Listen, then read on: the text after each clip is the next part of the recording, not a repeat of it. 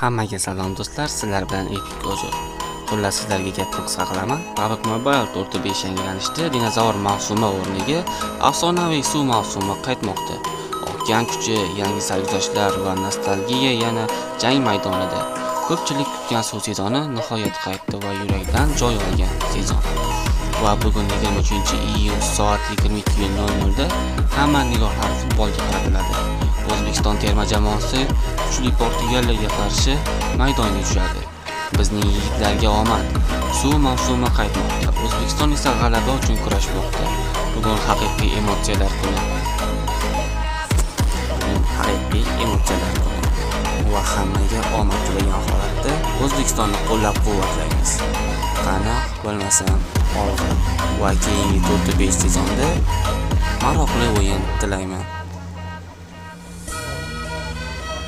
O'zbek bo'lsangiz, like bosing, kommentga O'zbekiston bayrog'ini qoldirib, obuna bo'ling do'stlar.